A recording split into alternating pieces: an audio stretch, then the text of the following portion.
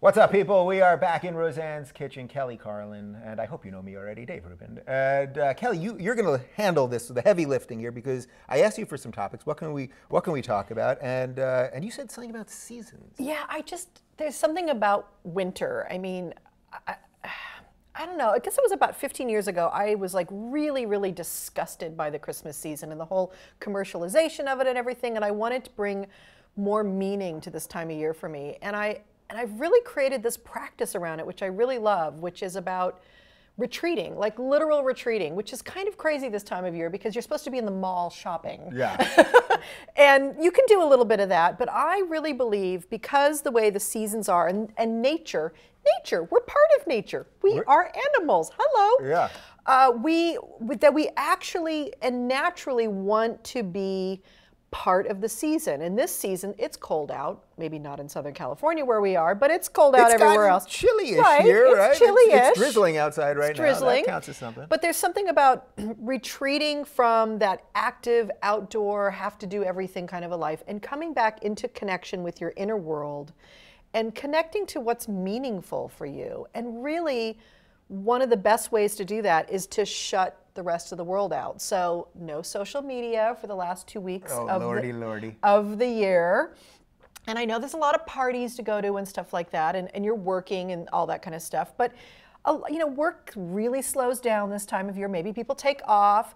And if you have a chance to just maybe turn off the electronics, TV included, turn off the social media, turn off the computer, maybe tell your email, hey, I'm going to be gone for a week or 10 days or whatever, and get reconnected to what it's like to just be still and with yourself. Because if you look outside and look at nature, that's what nature's doing. Yeah. You know, plants are no longer making leaves, and animals are slowing down, and some of them are actually sleeping and hibernating. And there's something magical. I mean, I think that's what this time of year is always meant to be. I mean, I think that's like what the whole kind of Christmas thing is like, what is holy and sacred to you? Yeah. It's not necessarily a 46-inch television. Yeah, and that's actually interesting that you're in a way, you can sort of take the religious part out of the season completely. And make it about the planet or the earth or our environment, which in a lot of ways for most people I think sounds a lot more decent or something. It's like an easier way to connect maybe and bring us together. Yeah. I think people, for all the commercialization and all the shopping that goes on out there, I think people really don't like the commercialization of this holiday. Yeah. They feel obligated by it. And so maybe this year, instead of buying things for people, maybe you paint them a little watercolor something, or write a haiku, or just take some pictures off your phone and make a little album for them or something. I mean, just connecting on a different level. And for me, I find this is my most creative time where I feel like, I know we did another segment on resolutions, but I find that this is when I can source, what do I really want for the next year? What do I really want for myself and my life next year? Do I want to be more connected to my body, more connected to a spiritual practice? Do I want to go for some big creative goal? But if you can silence the noise, you'll be able to actually hear the tiny voice inside of you. Yeah, so it's making me think. So we were also talking about technology before, and we were basically saying that it's a net good, the way it's connected to us, all that. But this is our chance to really, like, you don't get that many chances in the year. Maybe the end of summer when people are shutting things down right before the school year.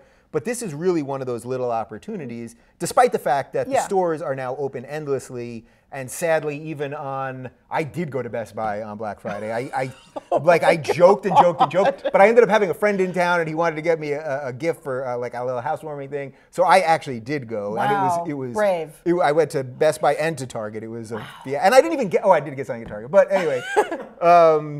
But this is a chance to do that, and the world, we all want it to stop. The world does shut down now. I mean, they really, right before Christmas, and next week it's nice because Christmas is kind of in the middle of the week. Yeah. So this Friday, shut it down, people. Saturday, boom, shut down. And isn't that the only way that we'll ever get the power back as the people? Because everyone does. We all do. I did segments on it. We all do complain about it. We feel this endless rat race thing, and yet really it's up to us. The stores won't stay open.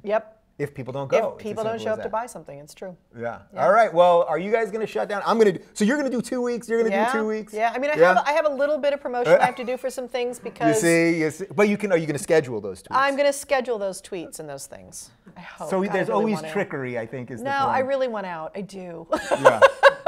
All right. I want to know what you guys are doing. Are you shutting it down for the holidays? Are you going to do a little more alone time, a little more family time, a little time away from all the electronic stuff, except for the Rubin Report, obviously? Of course. Let us know right down below.